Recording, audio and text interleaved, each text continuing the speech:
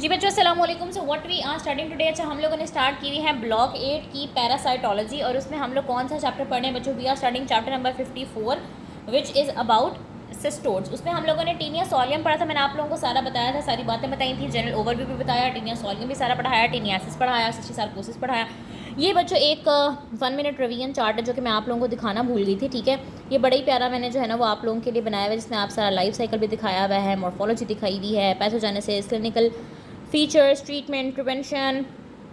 सो अगर आप लोगों को इस तरह के और भी बहुत सारे चार्ट चाहिए तो आप लोग मुझे टेक्स्ट करें @0333164155 and I will add you to my guidelines group. ठीक हो गया। और इसके अलावा बच्चों मैं आप लोगों के कहने पे मैंने आप लोगों को माइनर्स के वो भी सीरीज़ भी शेयर कर दी है, although it was my session, लेकिन फिर भी मैंने आप लोगों के कहने पे जो है ना वो अपलोड कर दी है, तो आप लोगों ने जाकर देखने हैं ज़रूर और मुझे फीडबैक देना है। और एक और बात बच्चों की सेशन के अंदर जो पढ़ाई गई चीज़ है ना वो जल्दी आती है और ऑफकोर्स यूट्यूब पे वो चीज़ देर से आती है, तो आप लोगों ने थोड़ा हौसला करना है।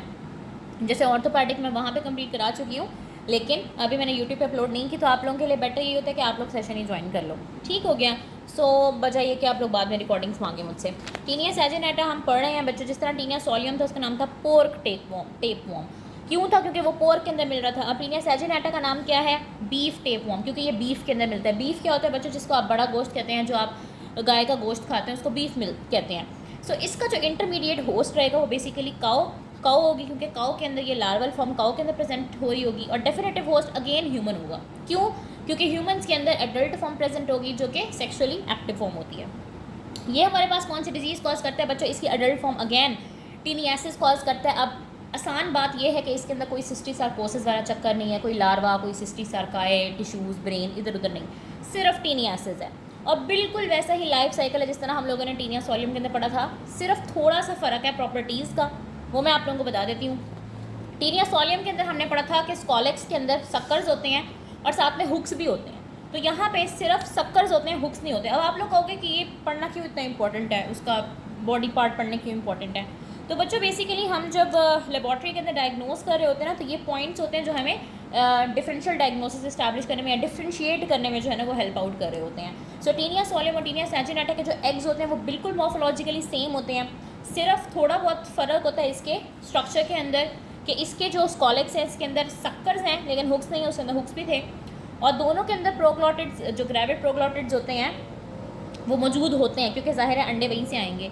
लेकिन वहाँ पे क्या था कि 5 to 10 प्राइमरी यूट्राइन ट्यूब्स थे, यहाँ पे क्या है 15 to 20 प्राइमरी यूट्राइन ट्यूब्स हैं। वहाँ पे जो एडल्ट फॉर्म हमने पढ़ा था उसकी लेंथ तकरीबन 5 मीटर तक हो सकती है आपके इंटेस्टाइन के अंदर। यहाँ पे जो एडल्ट है वो इवन 10 मीटर्स तक जा सकता है बच्चों, ये बहुत बड़ा है। 10 मीटर बहुत ज़्यादा वो होता है, डिस्टेंस होता है। आप ये देखेंगे इतना बड़ा वर्म, ये जो आपको वाइट में दिखाया हुआ है ना, ये आपके पास टीनिया सैजिनेटा कुछ इस तरह का नज़र आ रहा होता है। अब इसका लाइफ साइकिल बच्चों हमारे पास किस तरह से रहता है कि भाई ह्यूमंस ने रॉ या फिर अंडर कुक्ड बीफ खाया। पहले हमने पोर्क पढ़ा, अब हम बीफ पढ़ें। रॉ या अंडर कुक्ड बीफ खाया जिसके अंदर लार्वे मौजूद थे टीनिया सैजिनेटा के, जिस लार्वा को हम सिस्टिसार्काई भी बोलते हैं। वही तरतीब हम बच्चों याद रखेंगे कि एग से क्या बनता है? एम्ब्रियो। अच्छा, मैं सारे नोट्स तो अपने ग्रुप के अंदर शेयर कर दूँगी, ठीक है। एम्ब्रियो से हमारे पास क्या बनता है? लार्वा, जिसको सिस्टिसार्काई कहते हैं। और लार्वा से क्या बनता है? एडल्ट। आप जिस फॉर्म को पढ़ेंगे ना आपने उसकी अगली फॉर्म बना लेनी है खुद से। अब ह्यूमंस ने क्या चीज़ इंजेस्ट की है? लार्वा इंजेस्ट किया, तो उसके अंदर क्या बनेगा? एडल्ट बनेगा। ठीक हो गया। स्मॉल इंटेस्टाइन के अंदर जाके ये लार्वा या सिस्टिसार्काई गट वॉल के साथ अटैच हो जाएंगे और वहाँ पे बढ़ना शुरू हो जाएंगे। 3 महीनों के अंदर तकरीबन 10 मीटर तक इनकी लेंथ पहुँच सकती है बच्चों, इतने बड़े हो सकते हैं। वहाँ पे जाके इनके ग्रेविड प्रोग्लॉटिड्स डिटैच होंगे, उनमें से जो अंडे होंगे वो ह्यूमन फीसिस के थ्रू इन्वायरमेंट के अंदर चले जाएंगे। अब जितना मैंने ब्लू में लिखा हुआ था इट वाज ऑल अबाउट के इंसानों के अंदर क्या हो रहा है। अब जो ऑरेंज में लिखा हुआ है वो काऊ के अंदर क्या हो रहा है, ठीक है। इंसानों के अंदर एडल्ट फॉर्म आ गई, अंडे इन्वायरमेंट के अंदर चले गए। अब वो जो एग्स होंगे ना बच्चों, वो काऊ या कैटल उनको खा लेगी, ठीक है। जब काऊ उन एग्स को खा लेगी तो वो एग्स अब काऊ के अंदर चले गए। मैंने आपको बताया था जहाँ से आपने पकड़ना है आपने उसका अगला स्टेज खुद ही इमेजिन कर लेना है। पहले हमने इंसानों के अंदर पढ़ा लार्वा, तो हमने एडल्ट खुद ही बना लिया। अब काऊ के अंदर क्या गए हैं? एग्स। तो एग्स किसके अंदर कन्वर्ट होंगे? एम्ब्रियो के अंदर कन्वर्ट होंगे। एम्ब्रियो जिसको ऑनकोस्फेयर बोलते हैं। हर एग में से ऑनकोस्फेयर निकलेगा काऊ के इंटेस्टाइन के अंदर। ऑनकोस्फेयर ब्लड वेसल के थ्रू उसके अंदर बरो होकर या उसके थ्रू जो है ना वो काऊ के स्केलेटल मसल्स तक चले जाएंगे। स्केलेटल मसल्स में जाके वो लार्वा या फिर सिस्टिसार्काई के अंदर डेवलप होंगे और फिर वो गोश्त के अंदर आ गए, मसल्स के अंदर आ गए, उन्हीं मसल्स को इंसानों ने खा लिया। जैसे आप लोग कुर्बानी करते हैं, बहुत ज़्यादा रिवाज है यहाँ पे बड़े की कुर्बानी करने का, और उसमें क्या होता है कि जल्दी में प्रॉपरली कुक मीट नहीं खाया जाता। सो ये चीज़ आप लोगों ने ख्याल रखनी है कि कभी भी आप लोगों ने किसी किस्म का कच्चा गोश्त इस्तेमाल नहीं करना, ठीक है। अंडर कुक्ड या रॉ मीट इस्तेमाल नहीं करना। सो उसके अंदर क्या होंगे, लार्वा, और जहाँ पे हम लोगों ने साइकिल रोका है हम लोग वहीं से साइकिल को दोबारा शुरू भी कर सकते हैं। सो बहुत छोटी सी आसान सी बात थी, बिल्कुल जिस तरह टीनियासिस पढ़ा था बिल्कुल उसी तरह से ये भी है। दोनों टीनियासिस ही हैं क्योंकि, और सिर्फ एनिमल का फ़र्क है, वहाँ पे पिग था, यहाँ पे काऊ है, बस। इसके अंदर कोई सिस्टिक सार्कोसिस वाला चक्कर है ही नहीं, सिंपल है।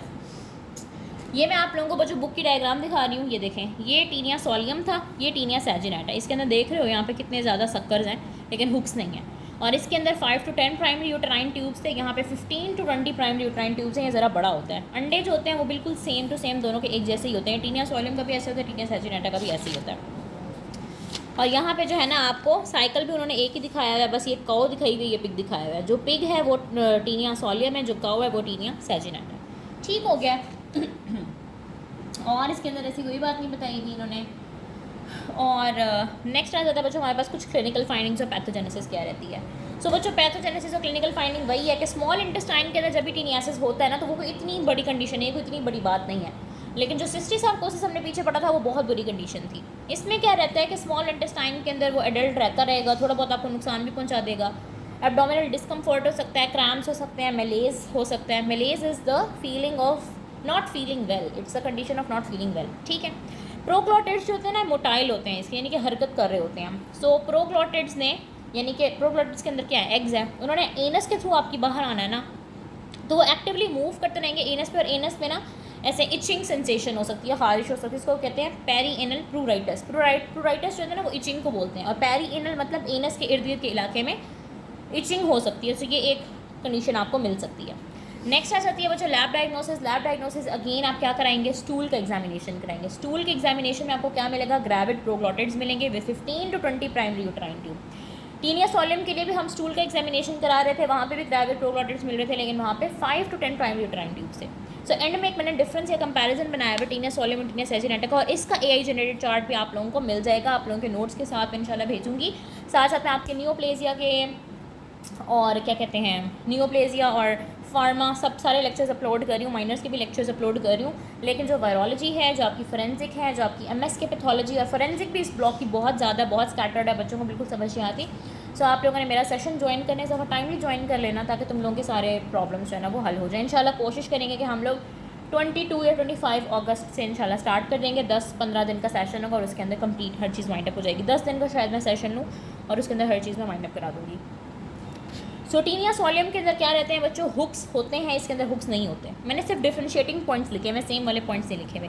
इसके अंदर 5 to 10 प्राइमरी यूटेराइन ट्यूब्स, यहाँ पे 15 to 20 हैं। ये 5 मीटर तक पहुँच जाता है लेंथ में, ये 10 मीटर तक पहुँच जाता है। ये टीनियासिस और सिस्टिक सार्कोसिस दोनों कॉज करता है, और ये सिर्फ टीनियासिस कॉज करता है, सिस्टिक सार्कोसिस कॉज नहीं करता।